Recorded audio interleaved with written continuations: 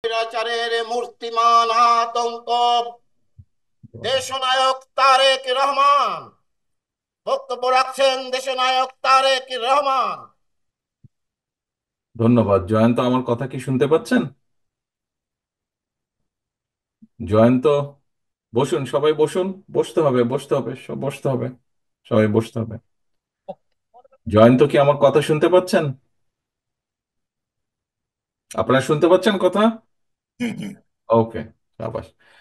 বিসমিল্লাহির রহমানির রহিম।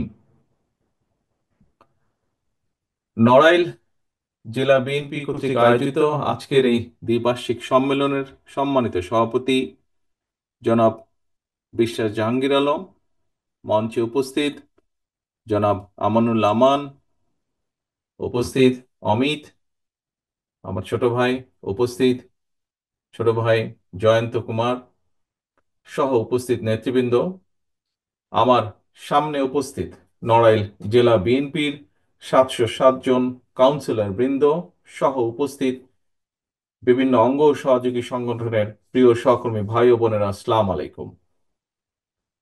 আজকে এই কাউন্সিল উপলক্ষে উপস্থিত যেই 707 জন কাউন্সিলর আছেন, প্রথমেই তাদেরকে শুভেচ্ছা দিয়ে আমি বক্তব্য শুরু করতে চাই। একই সাথে একই সাথে আমি শুভেচ্ছা জানাতে চাই যে নির্বাচক মণ্ডলী যারা আছেন, অ্যাডভোকেট গোলাম মোহাম্মদ, আব্দুল হক, আলমগীর মিয়া, তারিকুজ্জামান লিটু, যারা নির্বাচক মণ্ডলী আছেন, আইনজীবীদেরকে নিয়ে গঠিত হয়েছে, তাদেরকেও আমি আন্তরিকভাবে শুভেচ্ছা জানাতে চাই। প্রিয় সহকর্মীবৃন্দ, আজ নড়াইল জেলার দ্বিবার্ষিক কাউন্সিল অনুষ্ঠিত হচ্ছে। এই কাউন্সিলে আপনারা আগামী যে আমাদের সাংগঠনিক মেয়াদ আছে, সেই মেয়াদ পর্যন্ত নেতৃত্বকে নতুন নেতৃত্বকে আপনারা দায়িত্ব দেবেন। কারা আগামী 2 বছর পর্যন্ত এই জেলায় বিএনপির সংগঠনকে গড়ে তুলবে, বিএনপির সংগঠনকে মানুষের ভেতরে নিয়ে যাবে, কোন সে নেতৃবৃন্দ? অর্থাৎ দলকে কিভাবে সংগঠিত করবে, দলের আদর্শ, দলের নীতি সঠিকভাবে মানুষের কাছে পৌঁছে দিবে। একই সাথে যারা এই দলের জন্য বিগত দিনে সংগ্রাম করেছে, দলের ঝান্ডাকে ধরে রেখেছে, তাদেরকে মূল্যায়ন করা হবে। এই দায়িত্বগুলো আপনারা সঠিক নেতৃত্বের হাতে তুলে দিবেন। প্রিয় সহকর্মীবৃন্দ, বাংলাদেশ জাতীয়তাবাদী দল বাংলাদেশের গণতন্ত্রের পক্ষের যে আরো রাজনৈতিক দল আছে, তাদের সকলকে একত্রিত করে বিগত প্রায় 16 বছর ধরে বাংলাদেশের ঘাড়ে চেপে থাকা যে স্বৈরাচার ছিল, যে খুনি সরকারটি ছিল, যে নির্দ্বিধায় নিজের ক্ষমতা ধরে রাখার জন্য নির্দ্বিধায় যে শত শত না হাজার হাজার মানুষকে খুন করেছে, সেই খুনি স্বৈরাচারের বিরুদ্ধে আন্দোলন করেছিল এবং পরিশেষে ছাত্র জনতা, সমাজের সকল স্তরের, শ্রেণী পেশা নির্বিশেষে সকল ধরনের মানুষ ঐক্যবদ্ধভাবে সেই স্বৈরাচারকে, সেই খুনি স্বৈরাচারকে পতন ঘটিয়েছে। সেই খুনি স্বৈরাচার পালিয়ে যেতে বাধ্য হয়েছে বাংলাদেশের মাটি ছেড়ে। প্রিয় সহকর্মীবৃন্দ, আজ আপনারা এখানে যেমন একত্রিত হয়েছেন, কিভাবে দলের আগামী দিনের নেতৃত্বকে আপনারা ঠিক করবেন, ঠিক একইভাবে দলকে আবার পুনর্গঠিত করবেন, দলের নেতৃত্বকে ঠিক করবেন, ঠিক একইভাবে এখন সামনে সময় এসেছে যেই ভোটের অধিকারের দাবিতে, মানুষের কথা বলার অধিকার, রাজনৈতিক অধিকার প্রতিষ্ঠার দাবিতে বাংলাদেশের গণতান্ত্রিকামী মানুষ এত বছর পর্যন্ত আন্দোলন সংগ্রাম করেছে, কারণ কারণ তারা তাদের অধিকার ফিরে পেতে চেয়েছিল। আজ আজ সামনে সময় এসেছে বাংলাদেশের মানুষের অধিকার প্রতিষ্ঠিত করা। বাংলাদেশের মানুষের গণতান্ত্রিক অধিকার, রাজনৈতিক অধিকার, অর্থনৈতিক অধিকার প্রতিষ্ঠা করার সময় এবং সুযোগ এসেছে। অর্থাৎ যেই প্রক্রিয়ার গণতান্ত্রিক প্রক্রিয়ার মাধ্যমে বাংলাদেশের মানুষ তাদের ভবিষ্যৎ নেতৃত্বকে, কারা এই দেশের নেতৃত্ব দিবে, কারা বাংলাদেশের মানুষের রাজনৈতিক অধিকারকে প্রতিষ্ঠিত করবে, কারা বাংলাদেশের মানুষের সাধারণ প্রান্তিক মানুষের অর্থনৈতিক মুক্তি অর্জনে সহযোগিতা করবে, সেই নেতৃত্বকে বাছাই করার সময় এসেছে। এবং সেটি কি, কোন প্রক্রিয়া? গণতান্ত্রিক ভাবে, অর্থাৎ ভোটের প্রক্রিয়ার মাধ্যমে, জাতীয় নির্বাচন বা ভোটের প্রক্রিয়ার মাধ্যমে বাংলাদেশের মানুষ সেই নেতৃত্বকে বাছাই করে নেবে। প্রিয় সহকর্মীবৃন্দ, বিগত স্বৈরাচারের সময় বা খুনি স্বৈরাচারের সময় যেই স্বৈরাচার পালিয়ে আমরা দেখেছি, তারা কিভাবে বাংলাদেশের প্রতিটি প্রতিষ্ঠানকে ধ্বংস করে দিয়েছিল। বাংলাদেশের অর্থনীতি, বাংলাদেশের শিক্ষা, বাংলাদেশের বিচার ব্যবস্থা, বাংলাদেশের পুলিশ প্রশাসন, বাংলাদেশের আমলাতন্ত্র থেকে শুরু করে বাংলাদেশের কৃষি, যাই বলি কেন, শিল্প, অর্থনীতি, প্রতিটি ক্ষেত্রকে তারা ধ্বংস করে দিয়েছিল। এমনকি নির্বাচন ব্যবস্থা ধ্বংস করে দিয়েছিল। আপনারা এখানে বহু মানুষ আপনারা আছেন, হাজারো মানুষ উপস্থিত আছেন। আপনাদের প্রত্যেকের মনে আছে 2014 সাল বলুন, 2018 সাল বলুন, বা 2024 সাল বলুন, নির্বাচনের নামে দেশের মানুষের সাথে যে প্রতারণা করা হয়েছে, নির্বাচনের নামে দেশের মানুষের সাথে তামাশা করা হয়েছে, নির্বাচনের নামে কিভাবে জনগণের ভোটের অধিকার কেড়ে নেওয়া হয়েছিল, নির্বাচনের নির্বাচনের নামে কিভাবে বাংলাদেশের মানুষের অমূল্য যে সম্পদ, নির্বাচনী ব্যবস্থা, সেটিকে ধ্বংস করে দেওয়া হয়েছিল। তার প্রত্যক্ষ দোষী এখানে প্রতিটা মানুষ তথা বাংলাদেশের 20 কোটি মানুষ। প্রিয় সহকর্মীবৃন্দ, এই যে আপনাদের প্রিয় রাজনৈতিক দল বাংলাদেশ জাতীয়তাবাদী দল অতীতেও যতবার বিভিন্ন স্বৈরাচার এসে বিভিন্ন সময় এই দেশকে, দেশের মানুষের অধিকার কেড়ে নিয়েছিল, এই দেশের মানুষের অর্থনৈতিক অধিকার, মুক্তির সংগ্রামের অধিকারকে কেড়ে নিয়েছিল, প্রতিটা সময় জনগণের পাশে দাঁড়িয়েছে। বাংলাদেশের মানুষ বাংলাদেশ জাতীয়তাবাদী দায়িত্ব দিয়েছে এবং বাংলাদেশ জাতীয়তাবাদী দল চেষ্টা করেছে বাংলাদেশের মানুষের দেওয়া দায়িত্বকে, পবিত্র দায়িত্বকে যথাযথভাবে পালন করার। এবং সেজন্যই আমরা দেখেছি যে বাংলাদেশের মানুষের বহুদলীয় গণতন্ত্রের অধিকার সেটি বিএনপি প্রতিষ্ঠার চেষ্টা করেছে। বাংলাদেশের মানুষের যে প্রত্যাশা সংসদীয় গণতন্ত্র, সেটি দেখেছি আমরা দেশনেত্রী খালেদা জিয়ার নেতৃত্বে বাংলাদেশে প্রতিষ্ঠিত হয়েছে। বাংলাদেশের সংবাদপত্রের যে স্বাধীনতা, কথা বলার অধিকার, সেটি আমরা দেখেছি আপনাদের দল বিএনপি যখন দেশ পরিচালনা করেছে, সেই সময় তারা চেষ্টা করেছে কৃষকের পাশে দাঁড়ানোর জন্য। আমরা দেখেছি কিভাবে এই দেশের নারীদের শিক্ষার জন্য দেশের খালেদা জিয়া কাজ করেছেন। আমরা দেখেছি কিভাবে এই দেশে আপনাদের প্রিয় দল বাংলাদেশ জাতীয়তাবাদী দল যখন দেশ পরিচালনার সুযোগ পেয়েছে, তখন ধীরে ধীরে মানুষের কর্মসংস্থানের ব্যবস্থায় কিভাবে ধীরে ধীরে বিভিন্নভাবে মিল, ফ্যাক্টরি, কলকারখানা গড়ে তুলেছে। আজকে আমরা প্রায় বক্তব্যে, রাজনীতিবিদ হোক অথবা যে কোনো ব্যক্তি হোক, যখন দুটি বিষয় নিয়ে সকলেই গর্ব করে। কি সেটি? এক হচ্ছে বিদেশে আমাদের প্রবাসী ভাইরা আছেন, কোটি দেড় কোটির মতো প্রবাসী ভাই আছেন, যারা কষ্টার্জিত অর্থ বৈদেশিক মুদ্রা দেশে পাঠান।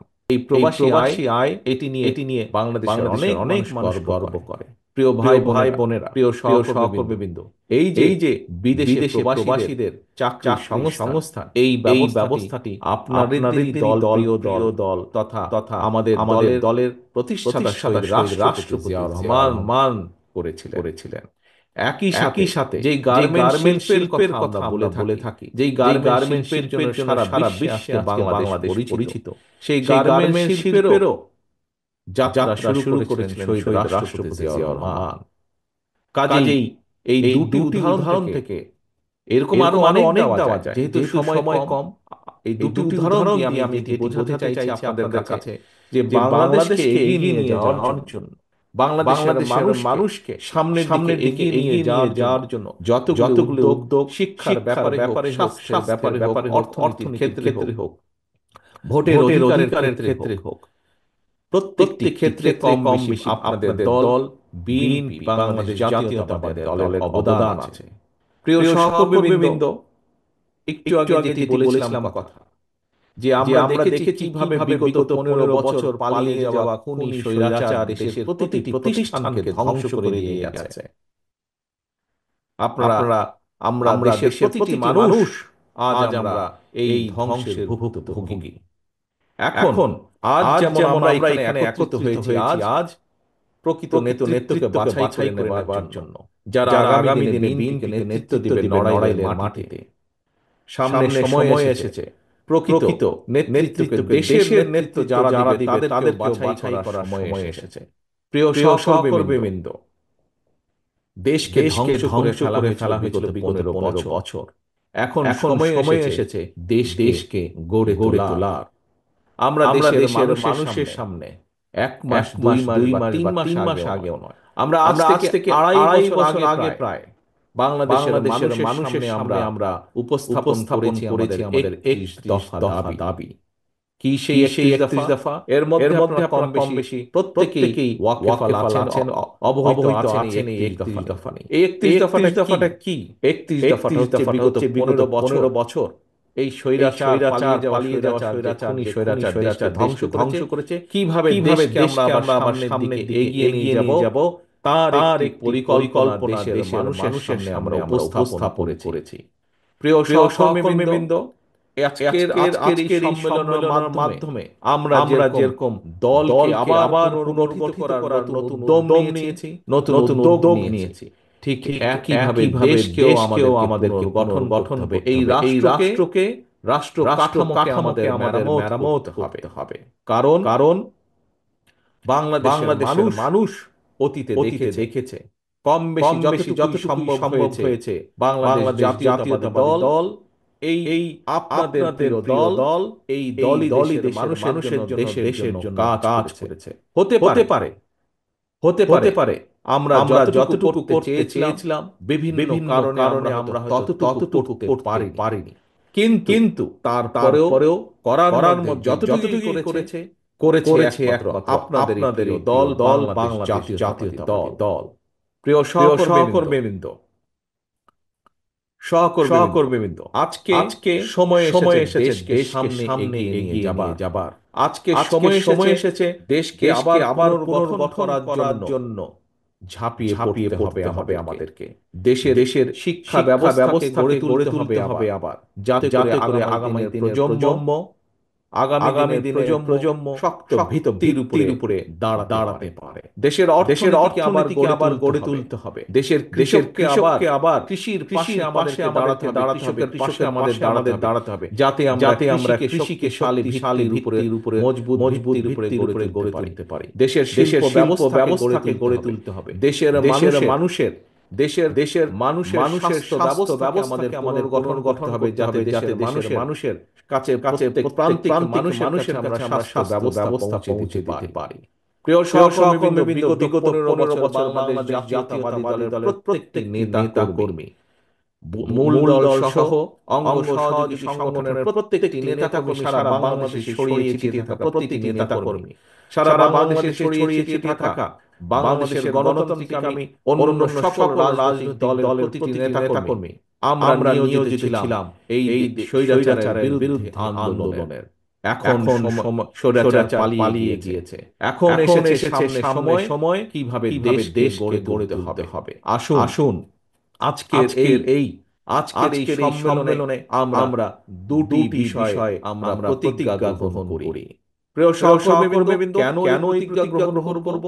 কারণ এই কারণে প্রতিজ্ঞা গ্রহণ করব, এখানে উপস্থিত যে 707 জন আজকে কাউন্সিলর আছেন, প্রতিটি কাউন্সিলর আপনারা হচ্ছেন শহীদ রাষ্ট্রপতি জিয়াউর রহমানের সৈনিক, আপনারা হচ্ছেন দেশনেত্রী খালেদা জিয়ার সৈনিক, আপনারা সেই দুজন মানুষের সৈনিক যেই দূষণ মানুষের কাছে সর্বোচ্চ অগ্রাধিকার হচ্ছে, সর্বোচ্চ অগ্রাধিকার হচ্ছে বাংলাদেশ, বাংলাদেশ এবং বাংলাদেশের মানুষ। কাজেই বাংলাদেশের মানুষ আপনাদের দিকে তাকিয়ে আছেন, আপনাদের দলের দিকে বাংলাদেশের মানুষ তাকিয়ে আছে যে এই দলটি আবার অতীতের মতন দেশের মানুষকে দিশা দেখাবে। এই দলটি আবার অতীতের মতন বাংলাদেশকে বিশ্বের বুকে সামনের দিকে এগিয়ে নিয়ে যাবে। কাজে আসুন আজকের এই সম্মেলনে আমরা যেমন দলকে পুনর্গঠনের উদ্যোগ নিয়েছি, দলকে নতুনভাবে সামনের দিকে এগিয়ে নেওয়া যে উদ্যোগ নিয়েছি, একইভাবে আসুন আমরা দ্বিতীয় আরেকটি প্রতিজ্ঞা গ্রহণ করব আজকে। সেই প্রতিজ্ঞা হলো যে কোনো মূল্যে, যে কোনো মূল্যে আমরা জনগণের আস্থা অর্জনের মাধ্যমে যে কোনো মূল্যে আমরা দলকে 31 দফা, দেশকে 31 দফার ভিত্তিতে আমরা গড়ে তুলব। এটাই হবে আজকে আমাদের এই কাউন্সিলের, এই সম্মেলনের মূল প্রতিজ্ঞা যে সামনের দিনে আমরা বাংলাদেশের মানুষের আস্থা অর্জনের মাধ্যমে 31 দফার আলোকে আমরা দেশকে গড়ে তুলব। কারণ আমাদের সামনে এখন একটি প্রায়োরিটি, আমাদের সামনে এখন একটি লক্ষ্য, একটি উদ্দেশ্য, সেটি বাংলাদেশকে পুনর্গঠন করা, বাংলাদেশের মানুষের ভবিষ্যৎকে গড়ে তোলা, বাংলাদেশের রাষ্ট্র ব্যবস্থাকে আবার মেরামত করা। আসুন আসুন এই হোক আজকের কাউন্সিলের আমাদের প্রতিজ্ঞা। কি সেটি? কি ভাই সেটি? প্রতিজ্ঞা হচ্ছে আমরা ইনশাআল্লাহ ঐক্যবদ্ধভাবে গণতন্ত্রের জন্য সংগ্রাম করব। আমরা উপস্থিত এখানে প্রতিটা মানুষ ঐক্যবদ্ধভাবে দেশকে পুনর্গঠন করব। আমাদের সামনে এখন লক্ষ্য একটি, উদ্দেশ্য একটি, বাংলাদেশকে পুনর্গঠন করা, বাংলাদেশের মানুষের ভাগ্যের পরিবর্তন করা। এটি হবে আমাদের আজকের এই কাউন্সিলের লক্ষ্য, এই কাউন্সিলের উদ্দেশ্য। পরিশেষে আমি 71 সালে সকল মুক্তিযোদ্ধার সম্মান জানিয়ে যে সকল মুক্তিযোদ্ধা শহীদ হয়ে শহীদদের আত্মার মাগফিরাত কামনা করে একই সাথে বিগত স্বৈরাচার আন্দোলনে বিএনপি সহ বাংলাদেশ জাতীয়তাবাদী দলের যত নেতাকর্মী শহীদ হয়েছেন, গুম খুনের শিকার হয়েছেন, যত নেতাকর্মী বিভিন্নভাবে অত্যাচারে নির্যাতিত হয়েছেন, সকলের প্রতি সম্মান জানিয়ে এবং আজকের এই কাউন্সিলের সাফল্য কামনা করে আমার বক্তব্য শেষ করছি। আল্লাহ হাফেজ। বাংলাদেশ জিন্দাবাদ, বাংলাদেশ জাতীয়তাবাদী জিন্দাবাদ। আসসালামু আলাইকুম।